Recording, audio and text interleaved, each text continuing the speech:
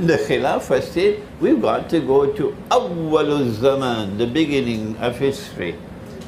At the very beginning of history, we find it on the first page. And it is located at the top of the first page of history. When Allah subhanahu wa ta'ala spoke to the angels and said, إني جاعل بعد أعوذ بالله من الشيطان الرجيم إني جاعل في الأرض خليفة. See what happens when you take the Quran to understand the subject? I'm going to place on earth one whose function will be to be Khalifa. Whatever it is, this function of being Khalifa on earth is something that is very worrisome to the angels, because Allah has already conferred upon them knowledge concerning the subject. They know what's going to happen in the historical process with this matter of Khalifa. So they responded and they said, أَتَجْعَلُ فِيهَا مَنْ يُفْسِدُ فِيهَا وَيَسْفِكُ الدِّمَاءَ. Are you going to place on earth those who have the function of establishing Khilafah, and who in doing so are going to commit great fasad, corruption and destruction of the world, and shed blood?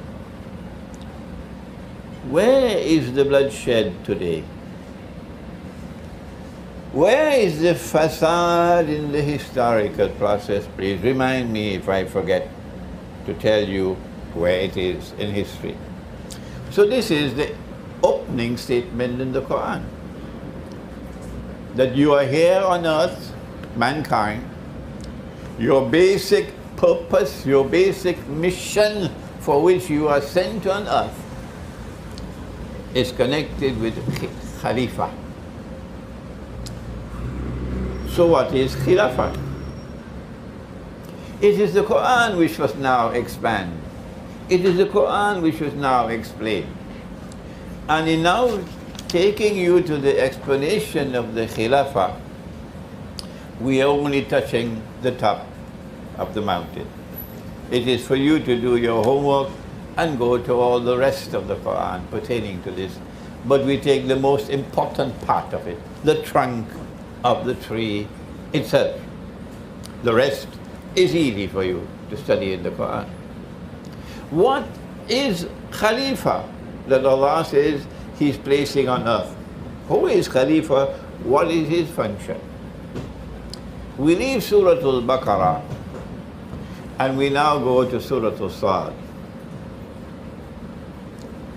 And Allah subhanahu wa ta'ala addresses a prophet.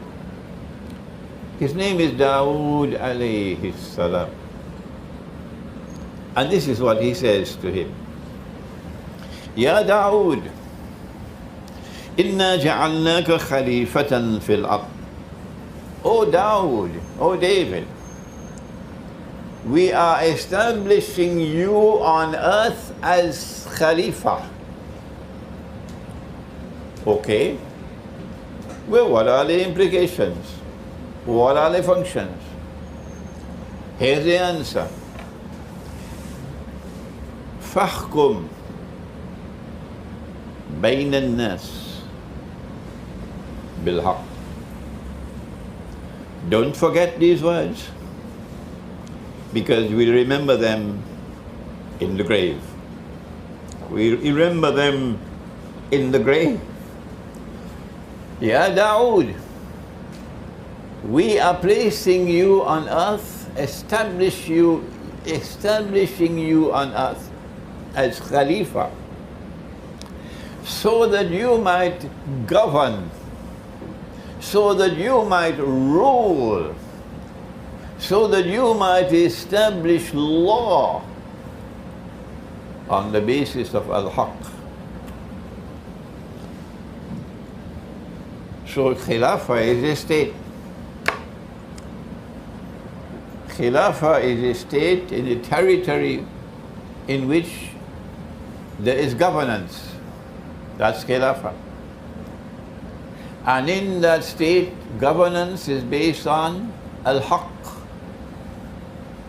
Khilafah is a state in which there is rule over the people. The rule is based on truth. Khilafah is a state in which law is established. And the law is based on al-haq. From where does al-haq come? Is it from Punjab University or Quaid-e-Azam University? From where does al-haq come? Is it from CNN or Al Jazeera? Or does it come from Washington? Al-haq comes from Allah, whether they like it or whether they don't. It is difficult for the secularized mind to accept something like this. The truth comes from Allah. The truth is absolute. It doesn't change with every passing cloud.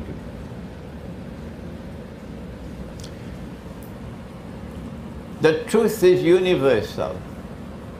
It's not what's good for me is truth for me and what's good for you is truth for you, a secularized version of truth. That all values come from absolute truth, and therefore all values are unchanging and universal. This is poison for the graduate of the modern university. Therefore, a Khilafah state is a state in which rule or law or governance is based on truth, which has come from Allah. Full stop. Full stop. If you don't know the truth which has come from Allah, don't blame me. Blame yourself. It's there in a book. You can read so many more books in the world, but you wouldn't read this book, so don't blame me. If you read the book and you don't understand it, so go to someone who can teach you. Show some humility. It'll be beneficial for you. But the book says of itself, it's plain and clear like daylight. Yes, it says that there are two kinds of verses in this book. The first is the verse which is muhkam, plain and clear. All you need is tafsir. And this is the heart of the book. So the law must come from the heart of the book. The belief system must come from the heart of the book. So if you say to me that Allah appointed someone to succeed Nabi Muhammad alayhi salatu wasalam, and Allah declared that rule must come from his family alone, and that is therefore a part of the religion, I say to you, would you kindly show me where it is in the Quran? Would you kindly show me where it is located in the Quran? Because the belief system must come from the Quran, and not just from the Quran, it must come from that part of the Quran which is muhkam, plain and clear. But Allah in His wisdom has placed in the Quran a second kind of verse, and that's called the mutashabiha, verses which have to be interpreted. And He did that because there's truth over here which they cannot penetrate. With all their PhDs from Temple University, they cannot penetrate the Quran, because there's one part of the Quran which has to be interpreted, and it can only be interpreted when Allah opens the door for interpretation. Secondly, that when an interpretation is given of the Quran, one must always declare Allah knows best, because you can be right and you can be wrong. The Quran goes on to say, "O Dawood, we have established you on earth as Khalifa. Hence establish governments, rule and law on the basis of truth. وَلَا تَتَّبِعِ الْهَوَى. Do not, O Dawood, turn to any other source for rule, for governance. Don't follow your own agenda that you discuss in Parliament, and then Parliament decides what is to be governments and rule and law, disregarding what has come from Allah. Don't do that. This is the Khilafah state. Because if you do that, فَيَدِلَّكَ عَنْ سَبِيلِ اللَّهِ. If you establish the state which decides that it has its own sovereignty, it will pass its own laws, it will govern as it chooses to govern, it disregards for Allah. فَيَدِلَّكَ عَنْ سَبِيلِ اللَّهِ. You will be misguided. You turn away from the way of Allah. Now listen to the end of the verse carefully, because it's going to be repeated in the grave. And one of the nice things of life is that everybody have to go in the grave one day. One of the nice things about life is that the oppressor also has to go in the grave one day to answer. إِنَّ الَّذِينَ يَدِلُّونَ عَنْ سَبِيلِ اللَّهِ لَهُمْ عَذَابٌ شَدِيدٌ بِمَا نَسُوا يَوْمَ الْحِسَابِ. Those who turn away from rule and governance and law based on truth which has come from Allah, and are therefore misguided from the way of Allah, for them Allah says there is terrible punishment, because they forgot, they were negligent about the day of accounting, the day of Hisab. This is the Khilafah state. And it was established by Nabi Dawood alayhi salam. What is the relationship of the Khilafah state with the rest of the world?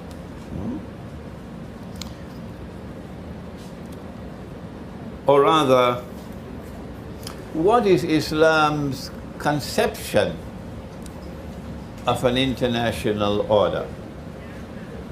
It's not a subject which is normally taught in the D-rul-Islam anymore. It used to be once upon a time, but now we've forgotten this subject. It's called Siyar. I know it because I'm a student of international relations. And as a student of international relations, I had to go to international relations in the Quran and the Hadith. And that's how I know the subject. Pax Islamica, or the Islamic conception of an international order. How does the Khilafah state relate with the rest of the world? We're just going to give you a little taste of the subject and move on. The world, or before I do, let me mention some names, so your homework. The famous scholar, he was also Indian. It's remarkable. It's remarkable how Islamic scholarship in India excelled. His name was Dr. Muhammad Hamidullah, and he hailed from Hyderabad, Deccan, so he's my Hamwatan. Dr. Muhammad Hamidullah wrote a book entitled The Muslim Conduct of State. Pakistani diplomat. Once upon a time you had Pakistani diplomats who were scholars of Islam. His name was Dr. Afzal Iqbal. Afzal Iqbal, and he wrote a book entitled Diplomacy in Islam. But the one who is most important of all is the Saudi scholar. Afzal Iqbal is Pakistani. Muhammad Hamidullah is Indian from Hyderabad, Deccan. Abdul Hamid Abu Sulaiman is Saudi Arabia.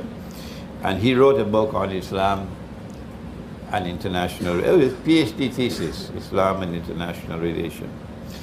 The world should be a world of salam. So says the Khilafah state. We want a world of peace and security. Did you hear anything about taking a sword and forcing all of mankind to become Muslim and other rubbish like that? Rubbish with a capital R? No. That's not there. Look, the Khilafah state wants a world of salam. Allahu yad'u ila daris salam. A world of peace, a world of security, in which all of mankind, Muslims as well as non-Muslims, everybody have a chance to live in a state of peace and in security, not as what is happening in Yemen today. That is shameful. Poor, innocent Yemen. Not what is happening in Syria today. That is even more shameful. Not what is happening in so many other parts of the world, and our people are refugees. No, the Khilafah state wants a world which is a world of peace and of security. It's called D-rul-Islam. And when a certain part of the world is committing aggression or is oppressing people, then that part of the world will be declared Darul Harb. This part of the world in which Muslims establish the Khilafah state is called D-rul-Islam. And with the rest of the world which lives with us in peace and mutual non-aggression, this is Darus-Salam, a world of peace and security. And so we then say to Darul Harb, stop your aggression, stop your oppression. We have to explore and to exhaust all possible peaceful means to resolve the problem. Only after we have explored and we have exhausted all possible peaceful means to resolve the problem, and provided that we have the force, the power to do so, we'll now come after you and we'll fight you. If we do not have the power, we'll have to show patience and make hijrah. But when we do have the power, we will use power, we will use force for the purpose of establishing peace and security on earth. This, in a nutshell, is the Islamic conception of an international order. This, in a nutshell, is how the Khilafah state will relate with the rest of the world. I wish I had the time to turn to a description of the Khilafah state and the economy, on the establishment of a fair and free market. I don't have the time, I'm sorry. I wish I had the time to speak about the Khilafah state and the system of money, and how money should always be money with integrity, money with integrity. I wish I had the time to go to the Quran to show how money in Islam always has intrinsic value, that the value of the money is in the money, not in the pockets of a man named George Soros. I wish I had the time to turn and explain to you what is money today. I have studied international monetary economics at 2 universities. I've studied it in the Quran, and I'm not talking out of my hat when I say that the money we are now using today is bogus. It's fraudulent. It's utterly haram. And if you can't find a mufti to say that, don't blame me. Blame mufti. Because I know my subject. It's not going to last for long again, this bogus paper money, because tomorrow, when the war takes place, because they are lusting for war on Russia, they can't wait for war on Russia. And Russia says, we're not afraid of you. Come whenever you want. We are not afraid of you. Russia has Christian people. They tried to make Russia a barbarian communist state, an atheist state. They did not succeed. And my heart beats with happiness. I don't know about yours. I know about mine. That Russia is returning to Orthodox Christianity. For me, that's something joyful. And that the Christian people in Russia, knowing that war is coming, knowing that it's going to be nuclear war, it will happen before the end of this month, it will happen next month. But those who are only eating biryani and going to sleep, they don't care. They don't care. Nuclear war is coming. It's a nuclear war that our Prophet has spoken about, sallallahu ta'ala alayhi wa sallam, and we, before I end, we'll return to that subject. They know that most of them will die. But are those Christian people afraid of death? Are they running away from death? Sheikh, tell me where to go that I can be safe. I'm getting all the emails now. No. We are proud and happy that an Orthodox Christian people, are showing courage that they're not afraid to die. And they're prepared to stand up and to face and resist the greatest oppressor that mankind has ever known, about whom the angels said, shall you place on us those who will commit fasad and shed blood? أَتَجْعَلُ فِيهَا مَنْ يُفْسِدُ فِيهَا وَيَسْفِكُ الدِّمَاءَ. That's happening now. The big war is coming. They're not afraid of it. The war is coming because Russia is challenging their bogus monetary system, that's why.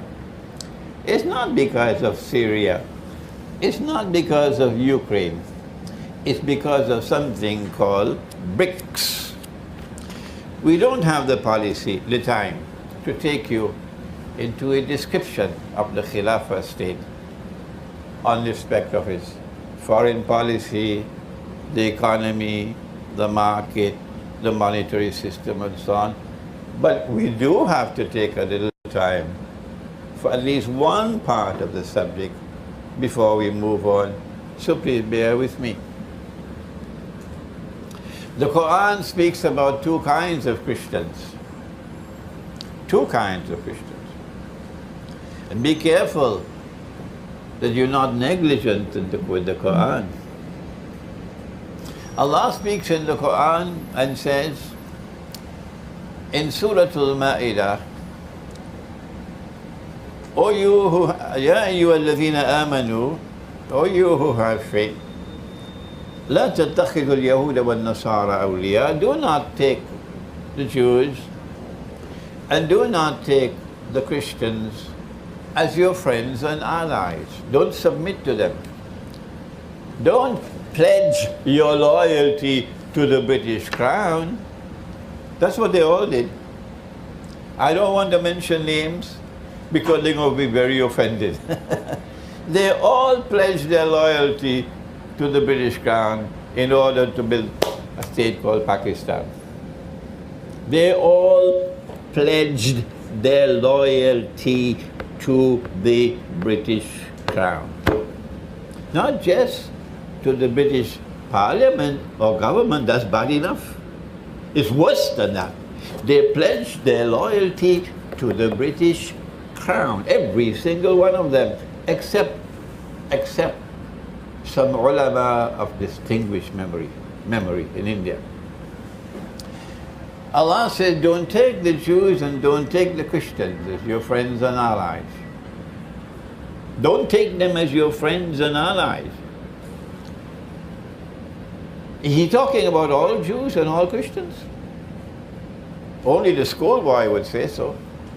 Proper methodology will easily lead you to the conclusion, no, Allah could not be talking about all Jews and all Christians, as we'll see in a moment. Well, then which Jews and which Christians? The answer is in the words which follow. بَعْدُهُمْ أَوْلِيَاءُ بَعْضٍ. Do not take such Jews, now listen carefully, do not take such Jews and do not take such Christians as your friends and allies, who themselves are friends and allies of each other. In other words, the Quran is anticipating something astonishing. The Christians accuse the Jews of the killing God himself. You can't do worse than that. The crucifixion.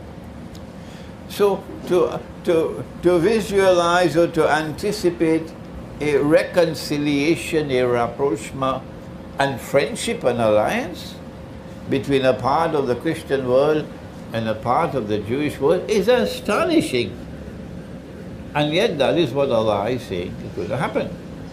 When that Jewish-Christian alliance comes into being, listen carefully, the Quran was revealed more than 1,000 years before Iqbal was even born. When that Christian-Jewish, Judeo-Christian alliance comes into being, don't take them as your friends and allies. But Allah goes on to say, وَمَنْ يَتَوَلَّهُ مِنْكُمْ فَإِنَّهُ مِنْهُمْ. Whosoever from amongst you turn to them with friendship and alliance, belong to them. We no longer belong to us. Come sit over here, please. Yeah. Turn to sit here. Can you sit here? Can you sit here? One more, yeah? Make some room here. Don't, if you turn to them with friendship and alliance, you belong to them. You no longer belong to us. Come forward, come forward.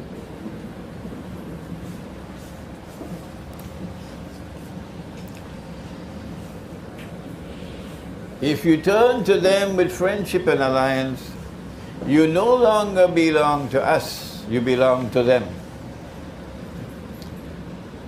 Inna Allah la yahdi al-qawma adh-dhalimin. Surely Allah does not provide guidance for a wicked people.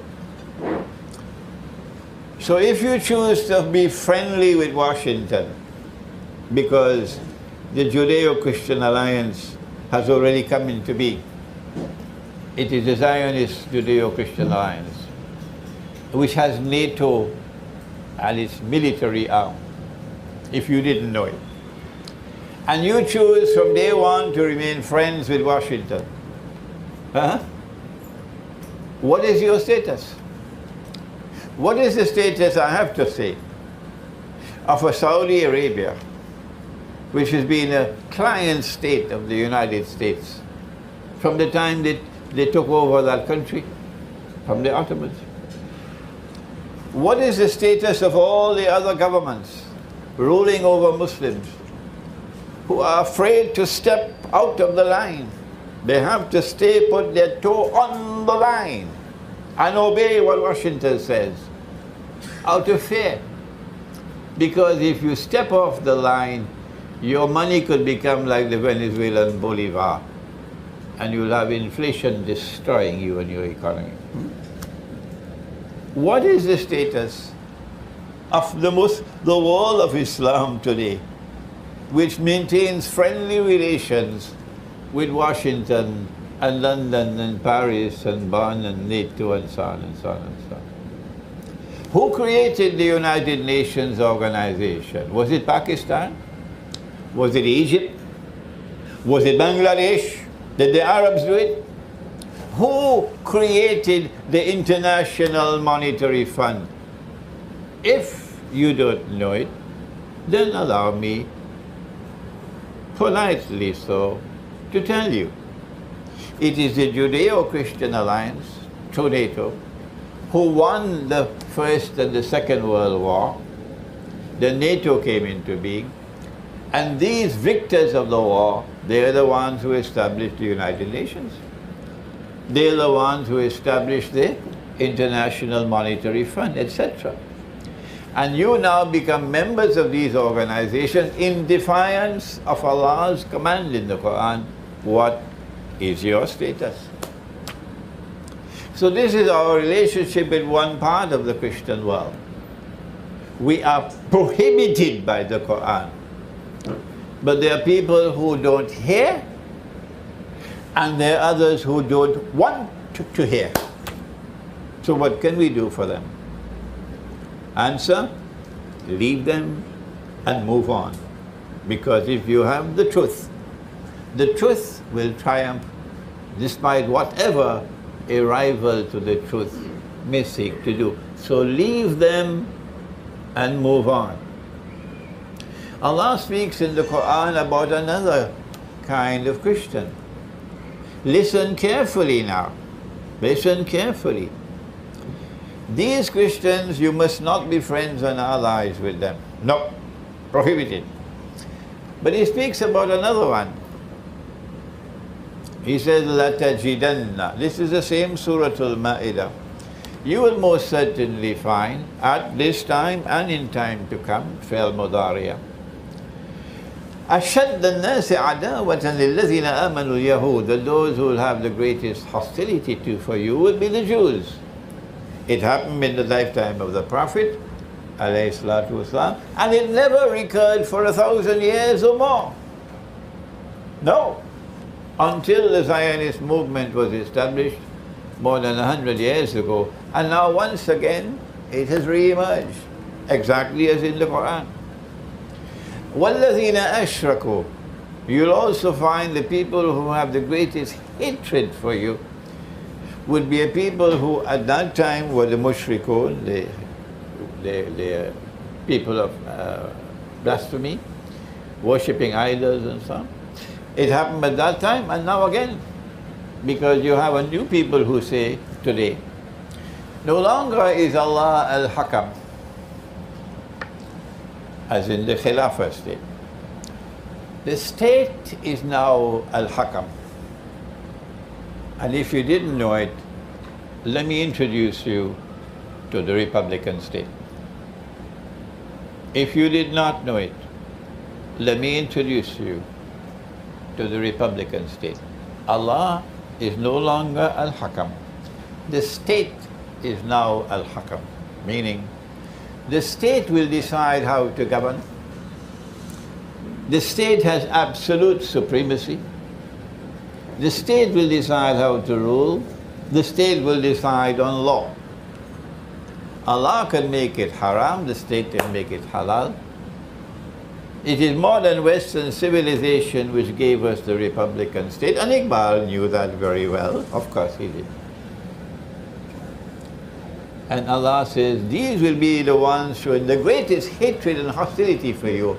And so it is today. The war on Islam is being waged by these people. The mountain of lies are coming from them. But Allah speaks and He continues to say, listen carefully, وَلَتَجِدَنَّ أَقْرَبَهُمْ مَوَدَّةً لِلَّذِينَ آمَنُوا الَّذِينَ قَالُوا إِنَّا نَصَارَى. My students have heard me saying this so often they're fed up now. But there are those who have not heard it so far, so allow me to repeat it. And you will most certainly find at that time, when the Jews re-emerge with the greatest hatred for you, at that time when these people who are built on shirk emerge with the greatest hatred for you, at that time you will find a people who will show the greatest love and affection for you, and they will be a people who proclaim, we are Christians. Oh, but wait a minute. They don't proclaim themselves Christians in the United States, and Britain and France. No, no, no. Religion is a private affair. We've been secularized. We proclaim ourselves French and British and American. And religion is for Sunday morning. But these are a different kind of Christian people. قَالُوا إِنَّا نَصَارَى. They proclaim themselves, their identity. We are Christians. So this could not be Western Christianity. Kindly eliminated. A Christian people who will be closest in love and affection for you Muslims at that time. The Quran goes on to say, ذَلِكَ بِأَنَّ مِنْهُمْ كِسِّسِينَ. The reason why they will behave like this is because they have the institution of the ulama intact. The religious scholars still have a status in that Christian people. That side of the world, the religious scholarship is gone. But this side of the world, the ulama of the Christians still have a very high status and a very important function in society. ذَلِكَ بِأَنَّ مِنْهُمْ كِسِّسِينَ. And then Allah goes on to say something else, a third thing, وَالرُّهْبَانَ. And that is because they still have the institution of monasticism. Or eliminate Western Christianity, because the monastery in Britain is now McDonald's hamburgers. The monastery is now Kentucky Fried. Monastic way of life is disappearing. Indeed, the churches of Britain are being sold now. Masajid are coming up where there used to be a church. 4% of the British people now go to church. Britain is essentially an atheist country. But these Christian people still have monasticism. They still have the monastery. They still have the monk. Which Christian people is Allah talking about? And then Allah says a fourth thing about them. وَأَنَّهُمْ لَا يَسْتَكْبِرُونَ. They're not an arrogant people. They don't want to rule the world.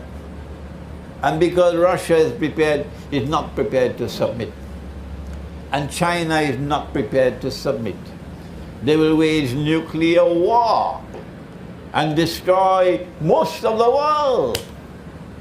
Because they are an arrogant people, they want to rule the world. So then which Christians are we talking about? Answer, we're talking about the Orthodox Christian. He doesn't have Christmas on the 25th of December. And he doesn't have a gentleman with a big white beard who flies through the sky on a reindeer, a fellow called Santa Claus, on the 25th of December. No, no, no. When you go to the Orthodox Christian church as when I went to Moscow, I found there were no chairs. None. It was like a masjid. Yes. An Orthodox Christian, I cannot mention his name, he's a prominent Christian, Russian military analyst and political analyst, is coming to visit me. I'm honored to have such an important man coming to visit me, to spend some time with me. And the man makes mention about dietary rules. These are our dietary rules. what we can eat during this Lenten season and what we cannot eat, huh? And hope that it will not cause any problems for Imran. And I am amazed because over there they eat everything and anything. They don't care anymore about halal and haram. And so I share with you now, finally, that the Khilafah state would recognize the Orthodox Christian world, which today is led by Russia, that these are the people Allah is talking about in the Quran, that they will be closest in love and affection for you. Does Iqbal recognize the Khilafah state as important? Does Iqbal recognize that the Khilafah state has been lost when Mustafa Kemal abolished it in 1924? Does Iqbal long for the Khilafah state to be restored? Let's answer that question with a beautiful verse of Urdu. I just checked my Urdu before the lecture to ensure I don't make any mistakes. It was Dr. Israr Ahmad who introduced me to this verse of Iqbal. Ta khilafat ki bina dunya mein ho phir istawar. If the Khilafah state is to be restored, one more time, Satulagi, one more time. Ja kahi se dhoond kar, aslaf ka qalbo jigar. Correct? Go and search for that metal, that backbone made of steel of the early Muslims, qalbo jigar. The backbone made of steel, the metal of irresistible courage, unflinching devotion, unshakable commitment to the cause. Go find such people if you want the Khilafah state to be restored. And thank Allah that He said these words, because this is proof which cannot be shaken, that in his heart when Iqbal spoke to his own people, not to the crown, not to the crown, not to the world of Western scholarship. When Iqbal spoke to his own people, and when he spoke from his heart, he wanted the Khilafah state to be restored, and he was warning you, you can't do it unless you have a backbone made of steel, unless you have the metal in you of unflinching devotion and commitment and courage. This is Iqbal in Urdu. But Iqbal also recognized, and now we come to a very important part of the subject, Iqbal also recognized that the Khilafah state could not survive, and the Khilafah state could not be restored at his time. He never said so, because he couldn't say so in public. No, the implications would have been too difficult for him. But he did say so between the lines. Again we go to the Quran. A new actor has appeared on the stage of the world. An actor who came out of nowhere. Great civilizations have come and gone, but this one never appeared on the stage of the world before. Now suddenly, not only is this new actor on the stage of the world, he takes over the world. He is spread out in all directions. and with an irresistible power, he's established his own world order. And this actor is an oppressor. He uses power to oppress. This actor wants the Khilafah to be destroyed. Who is this actor? He wants the Khilafah to be destroyed because once there is a Khilafah state, he cannot achieve his objective of establishing a state of Israel in the Holy Land. This actor has an objective, a goal. He wants to liberate the Holy Land for the Jews. He wants to bring the Jews back to the Holy Land to reclaim it as their own. He wants to restore a state of Israel in the Holy Land, while of course, you know, we eating our biryani and going to sleep. Excuse me, my language is a little bitter now because I've been talking about something for too long and nobody is listening. He wants to not only restore a state of Israel in the Holy Land, but he wants that Israel to rule the world. He's almost there now. The war which is coming, the big nuclear war which is coming, to which we'll refer subsequently, inshallah, is meant to deliver to Israel something called Pax Judaica, which will replace Pax Americana, which itself replaced Pax Britannica. That's why they want the big war. Who is this actor who wants the Khilafah to be destroyed by hook or by crook? Who is this actor?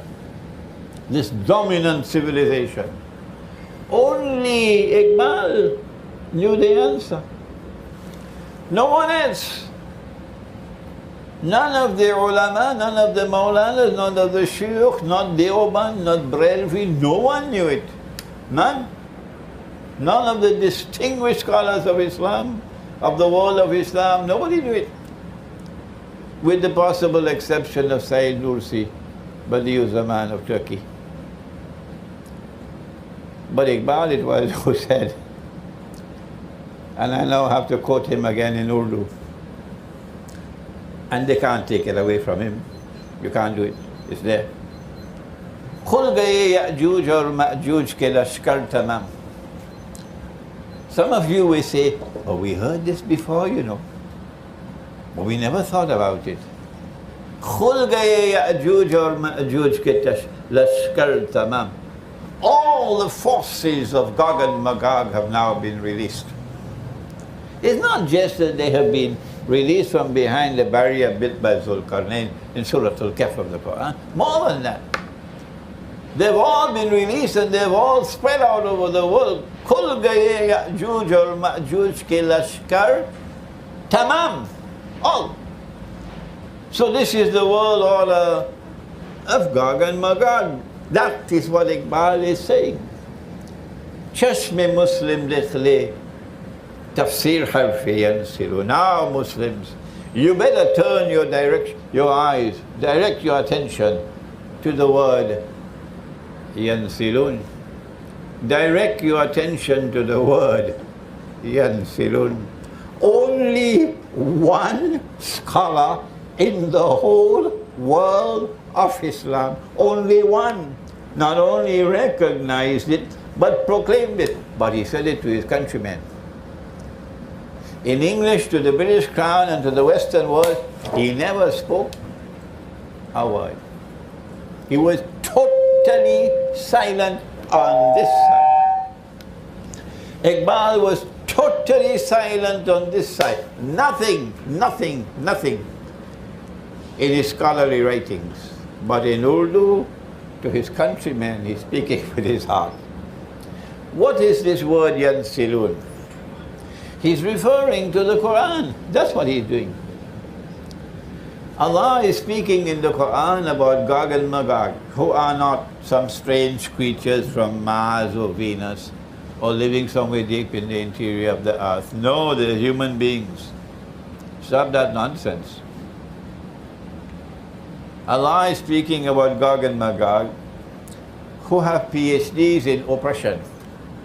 In the Ya'juj wa Ma'juj mufsiduna fil ard. That is Surah Al-Kahf. My book here is on Surah Al-Kahf. You can have the time, you just read it. It's an Islamic view of Gog and Magog in the modern world.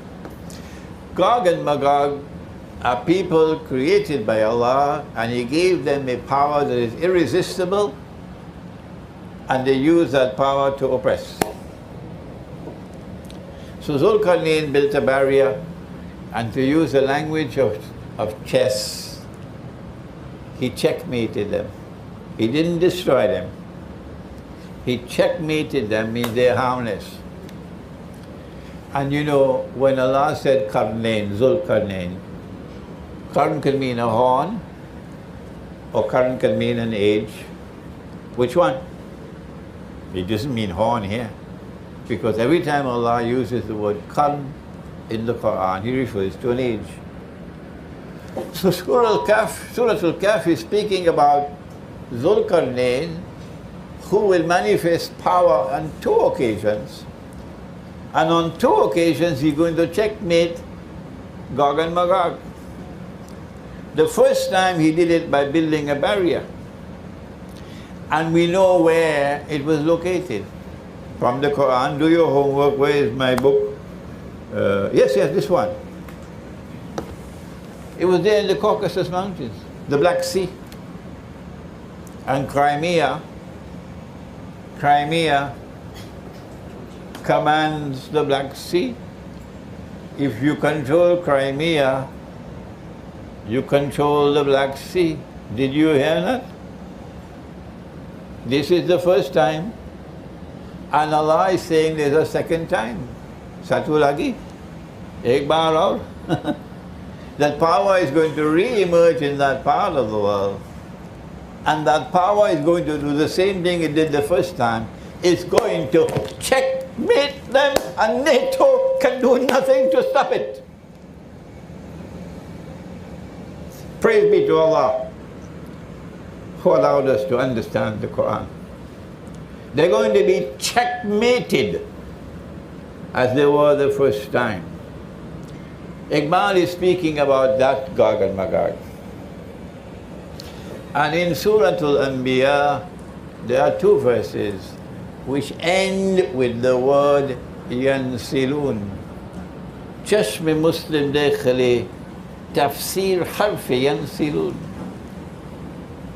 In Surah Al-Anbiya, Allah says, وَحَرَامٌ عَلَى قَرْيَةٍ أَهْلَكْنَاهَا أَنَّهُمْ لَا يَرْجِعُونَ.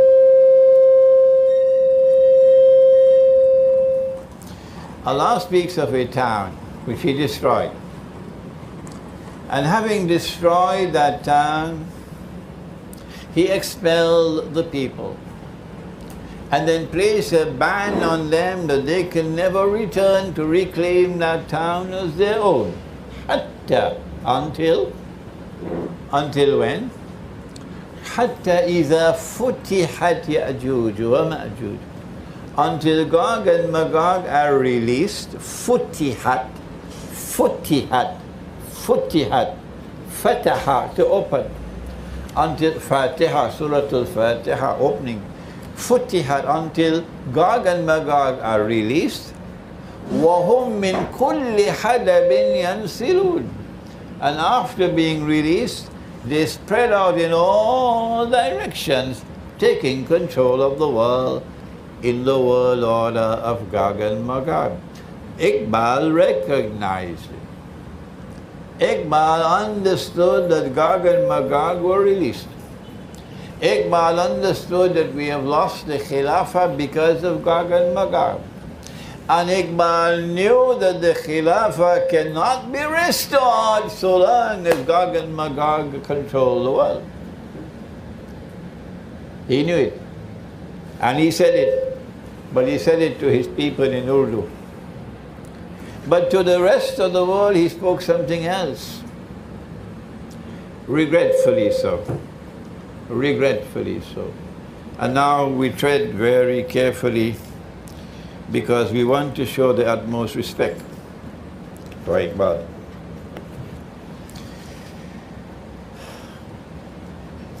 When he spoke to the English-educated people, and the British government was listening, when he spoke and wrote in English, his response was different, regrettably so.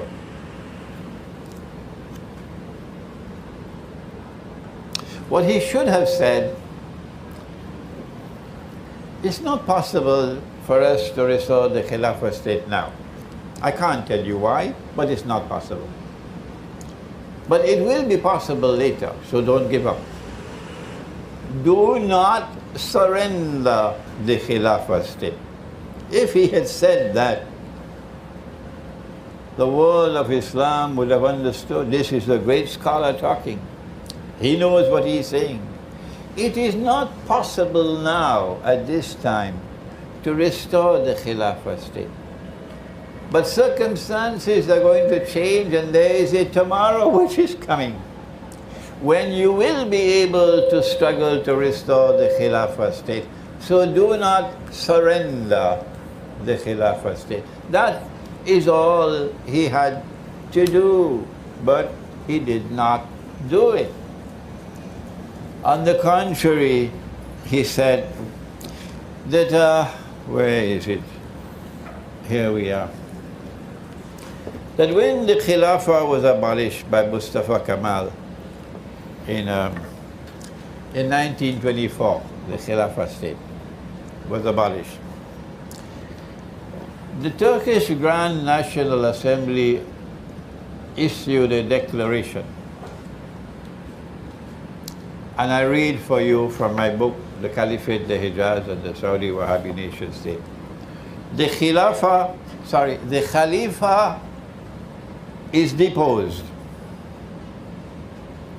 The office of the Khilafah is abolished, since the Khilafah is essentially comprised in the meaning and significance of the words government, as hukuma, and republic, jumhuriyah.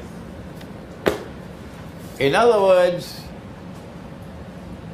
what we now have in Turkey, the secular Republic of Turkey, this is the Khilafah. This is a new form of the Khilafah state. And Iqbal responded by saying, yes, they are correct. And in order for us to adjust, it's going to break your heart now, I know. It's going to break your heart. In order for us to adjust to this new world of the Republican state, which is an adequate substitute for the Khilafah, according to the Iqbal, it is necessary for us to engage in something called the reconstruction of religious thought in Islam. No. 1,000 times no, Iqbal. With all due respect for you, there is no need to reconstruct religious thought in Islam. The Khilafah state will not be surrendered. And the modern Republican state is not and can never be a substitute for the Khilafah.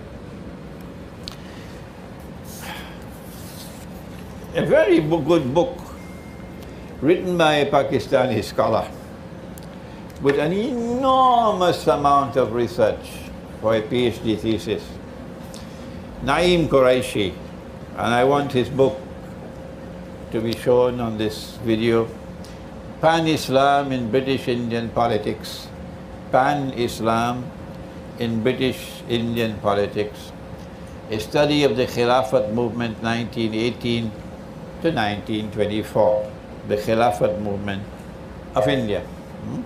He's done an enormous amount of research, and I commend him for this work.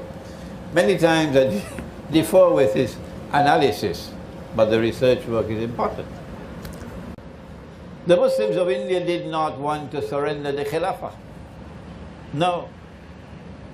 There were 4 centers of the world of Islam which had to respond to Mustafa Kemal. The first, of course, was the ulama of Turkey. The second was Egypt with Al-Azhar University. The third was Arabia, the jihads with Makkah and Medina. And the fourth was Muslim India. These are the 4 most important parts of the world of Islam intellectually. And out of these 4, the one which distinguished itself with the most powerful response of all was India. Muslim India. Muslim India responded with the Khilafat movement. We do not have the time to analyze the weaknesses in the Khilafat movement, and there were significant weaknesses in it. Yes. Recognizing the Ottoman Khilafah as a valid Khilafah, and that is our Khalifa. Excuse me, sir, is this your Islam? Where the Khilafah state could take Christian boys and convert them to Islam by force? And if a Christian boy refused to become Muslim, you kill him? Is that your Islam? It's not mine. So you pledge your allegiance to the Ottoman Islamic Khilafah? And that these Christian boys will now become the Janissaries, they're trained to become the elite fighting force of the Ottoman Empire. And so when the Ottoman army goes to wage a bogus jihad on the Orthodox Christians, the heart of the fighting force will be their own sons, to add fuel to the fire. And when you wage your bogus jihad on the innocent Orthodox Christians and you defeat them, you seize their women and make them slaves. Is that your Islam? It's not mine. It's not mine. And you never get married. The Ottoman Sultan and Khalifa never married. No, he had a stable full of women, like you have a stable filled with horses. These were the slave women with whom he cohabited. And he called them Milk al-Yamin. And with them he'll have children. But he'll never marry, so he never has a son. And from amongst these will come the new Sultan. So when the Ottoman army wages war on a Christian people, it's their own son who is the Khalifa. Is that your Islam? It's not mine. And when the Ottomans took control of Constantinople in 1453, they took the most magnificent cathedral of the entire Orthodox Christian world, Hagia Sophia, and shamefully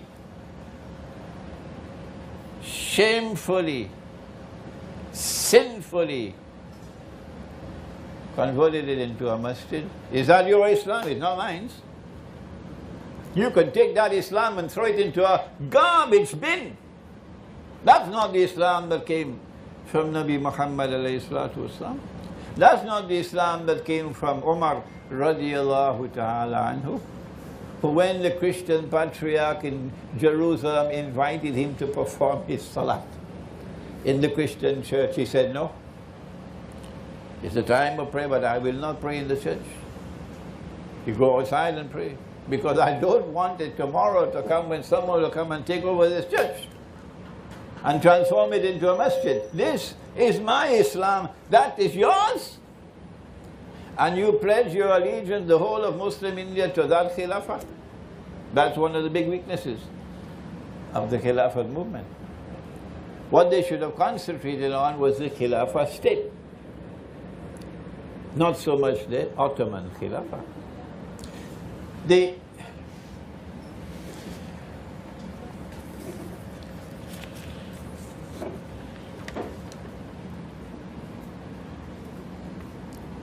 Iqbal, I'm quoting from Naim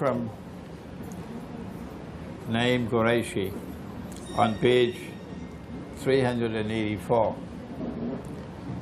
Iqbal is not happy with the Khilafat movement. He's not supporting the Khilafat movement. He's out of tune with the Khilafat movement. No. And this is what he says. Iqbal, I quote, pinned his hopes in a revitalized Turkey,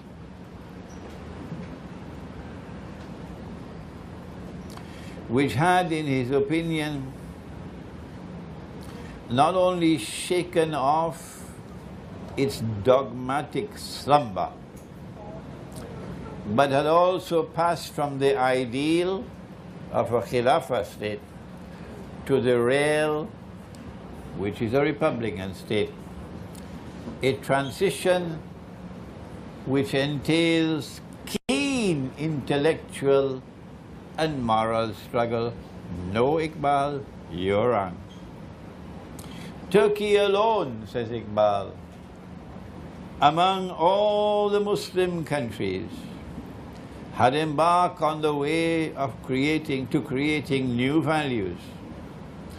Therefore, the Turks were perfectly sound in their view that the institution of the Khilafah, as understood in the traditional juridical sense, was anachronistic, and that an elected assembly, which was suited to the need of the time, was not incompatible with the spirit of Islam and should replace the institution of the Khilafah. Parliament.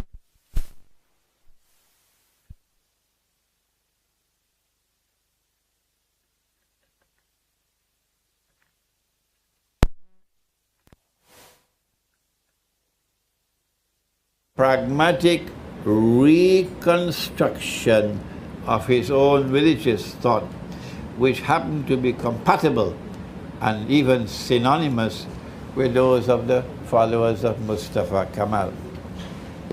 And so we say to you, Iqbal has made a mistake, and we must not be criticized if we say he made a mistake. But Iqbal saved himself, as every great scholar would do it. Listen to what he says. It must, however, be remembered, there is no such thing as finality in philosophical thinking. And as knowledge advances and fresh avenues of thought are opened, other views, and probably sounder views than those set forth in these lectures, are possible. Our duty is to carefully watch the progress of human thought and to maintain an independent, critical attitude towards it. These are golden words of Iqbal. You'll find it in my book, Iqbal and Pakistan's Moment of Truth. Now then,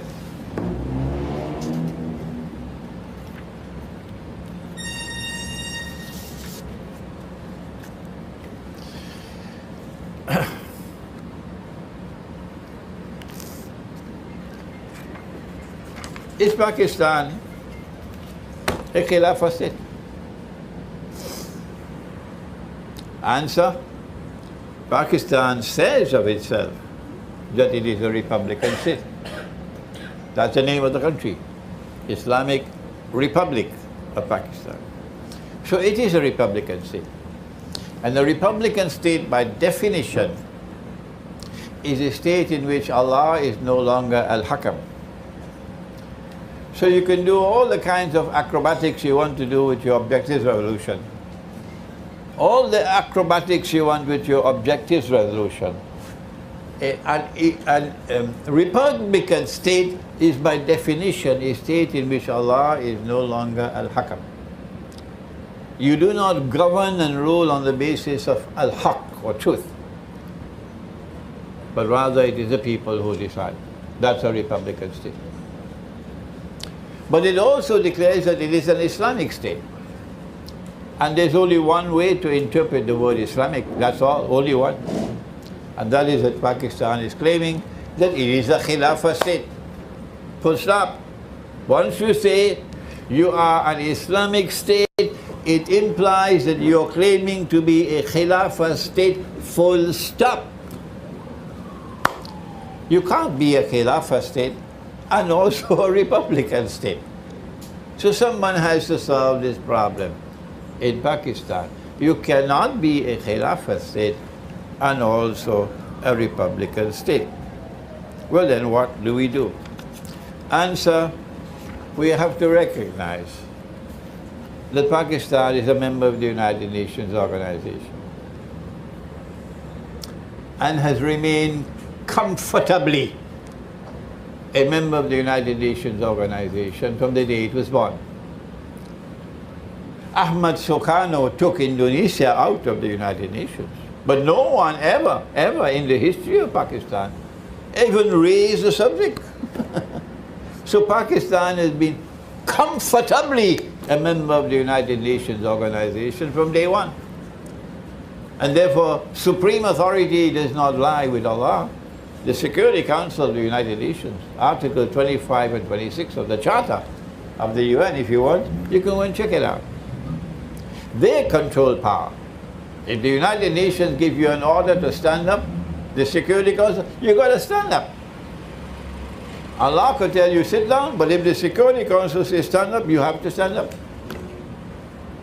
That's a Republican state. Pakistan has been a member of the International Monetary Fund from day one. No one has ever shown any discomfort in Pakistan. None. No leader, no government, no party. If I'm wrong, kindly correct me. I'd be very happy to know.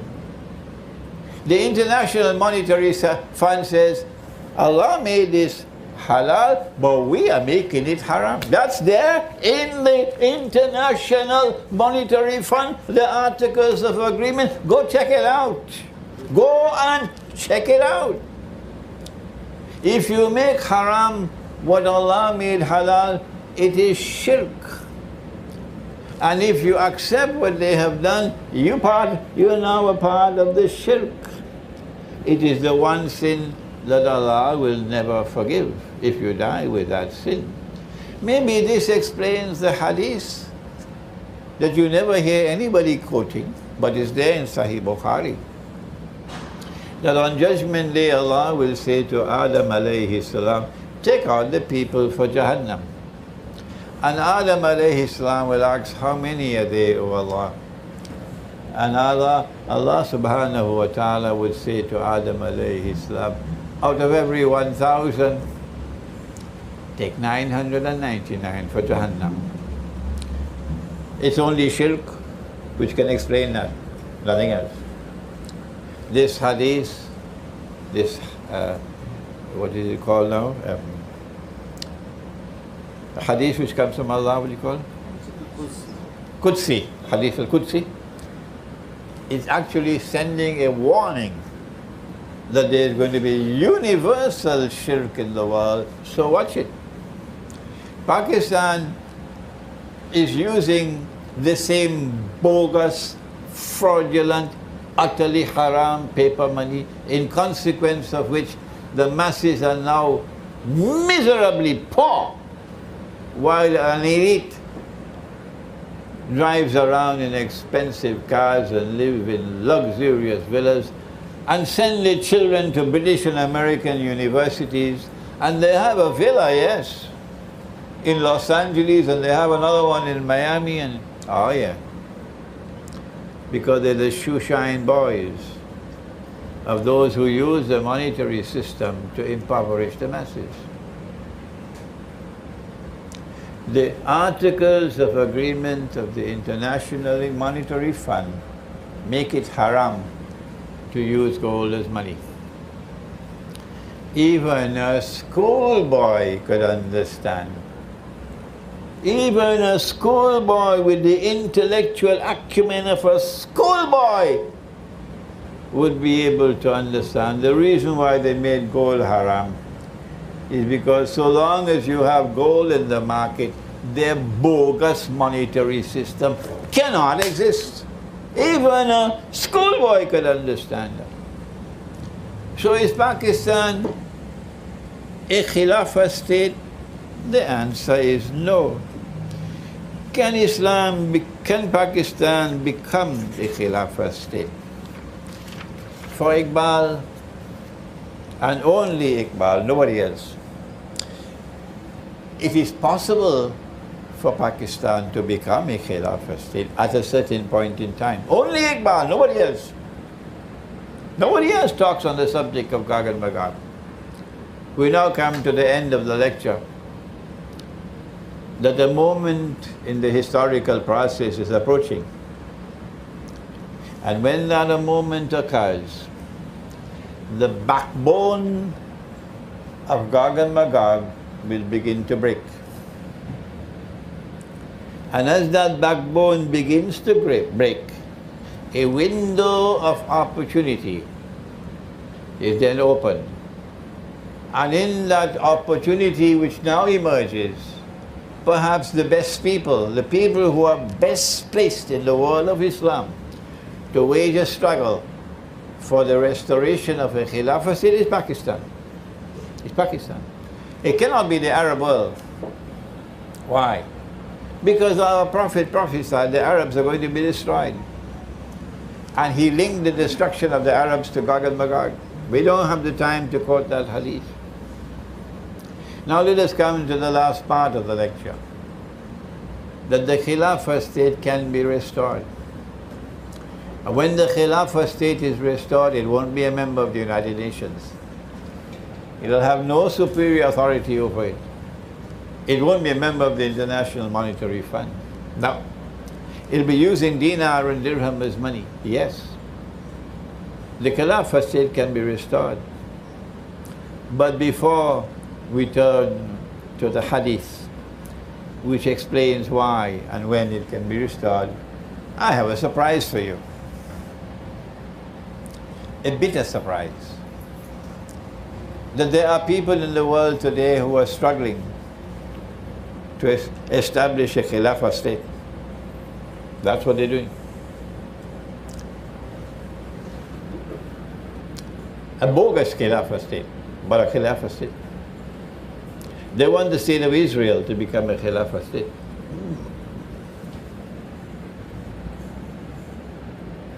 And when the angel said, remember, O Allah, you're putting mankind on the earth to establish the Khilafah.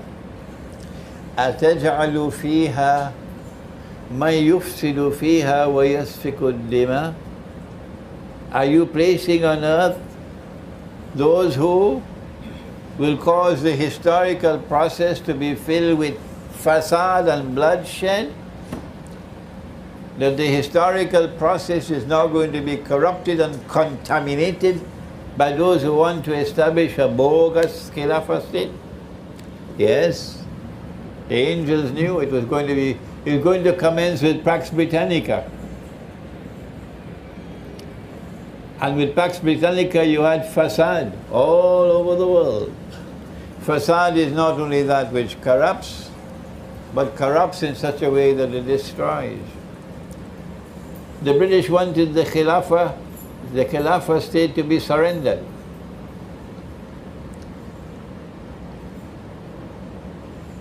And in order to get the Khilafah state surrendered, they needed more than Mustafa Kemal. Because they knew the world of Islam cannot be hoodwinked forever by Mustafa Kemal. They knew that the surrender of the Khilafah state is not possible in the Arab world. So they turned to India. They turned to Muslim India. And they had to get Muslim India to surrender the Khilafah state in order for them to achieve the objective of the Muslim world surrendering the Khilafah state. And that's what they did in India. They surrendered the Khilafah state. And they did it mostly because Iqbal made this mistake. It's going to be hard to swallow, but it has to enter into the record that Muslim India recognized the new leadership that emerged after the Khilafat movement collapsed.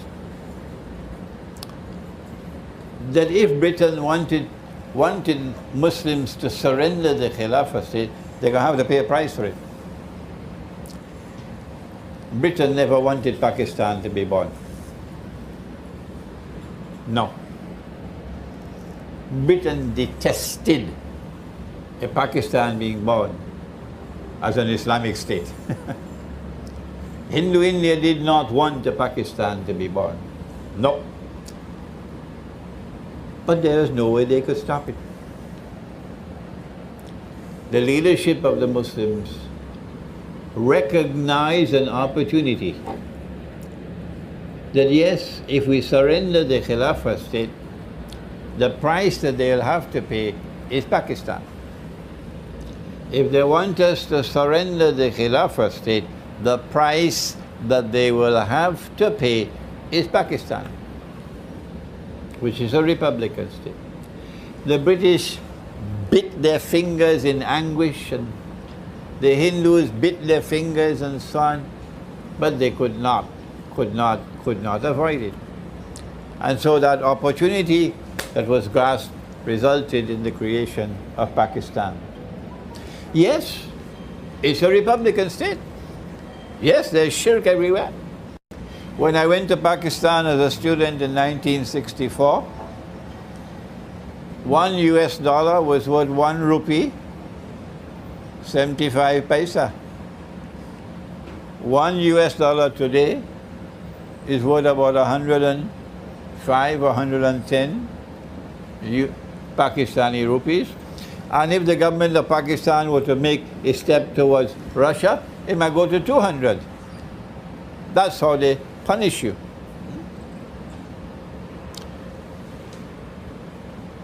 Pakistan was born, therefore, as a republican state, and the British had to concede it. Can this Pakistan become a Khilafah state? Is it possible for it to become a Khilafah state? Because of the way Muslims of India responded, I am of the opinion that when the war now takes place, the nuclear war which is coming, could come even before the US elections, because they're afraid of Trump, that a window of opportunity is now going to be opened, because there's going to be a crack in the backbone of Gog and Magog. And a movement can now be launched by those who, according to Iqbal, who have Chashme Musla, Doon Kar Aslaf Ko Kalbo Jigar. Go search for those who have that courage, that backbone made of steel of the early Muslims, if you want to restore the Khilafah state. Our Prophet said, Hadith is in the Sunan of Abi Dawood, and with this we'll end. He's talking about events in the historical process in Akhirul Zaman. And he said, he's speaking to his companion Mu'az ibn Jabal, radiyallahu ta'ala anhu. And he says to him, Mu'az, Umran Bayt al-Maqdis Kharabu Yathrib. Wait until you see Jerusalem emerging, built up, center stage in world affairs. And at that time, look to Medina. When you see Medina, Kharabu Yathrib, in a state of forlorn desolation. How you say that in Urdu? Forlorn desolation. Give me a nice Urdu expression.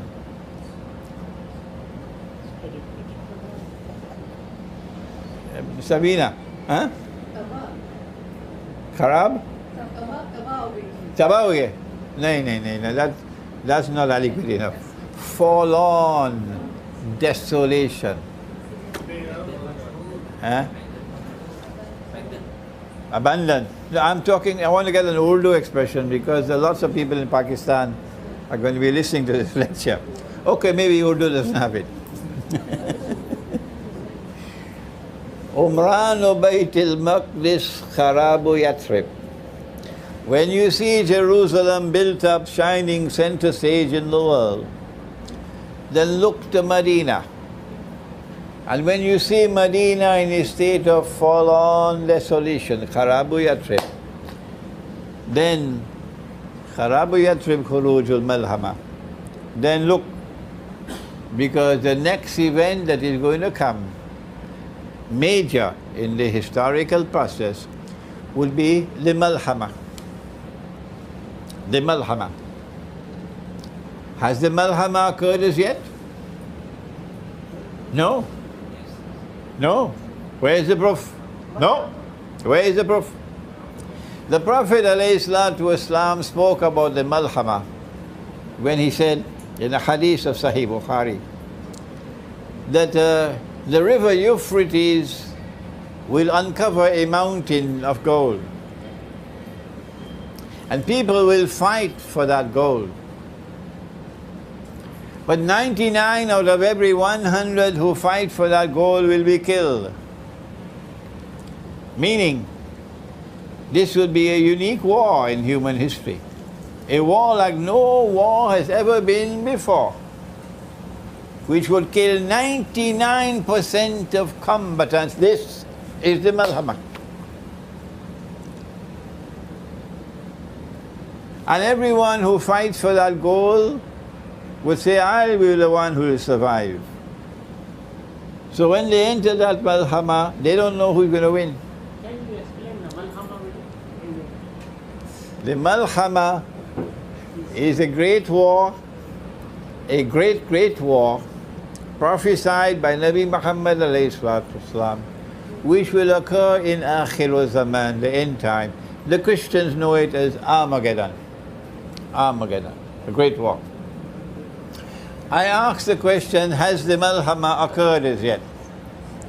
And I went to another hadith which throws light on the malhama, that there will be a war in which 99% of all combatants will be killed. And I've said, no war in history has been like that. None. This is a unique war. Nor can this be conventional warfare. No. This has to be warfare using weapons of mass destruction, like nuclear weapons. And he said, no one will know who will survive, the one who will survive. But the Muslims must not touch that goal. Those who wish to wait for a mountain of the metal to come out of the river, a literal interpretation, have the right to do so. We've understood this as religious symbolism, and we have said this occurred in 1974, when an ocean of oil underneath the river began to function as a mountain of gold, and the petrodollar was born. But never accept Imran's opinion. No, until you're convinced that he's correct. And so the malhama is now around the corner. But what happens after the malhama? I believe we've settled the case that the malhama has not as yet occurred, the one prophesied by Prophet Muhammad ﷺ. We've settled that case. That malhama is coming because Russia is challenging the mountain of gold. It's challenging with bricks.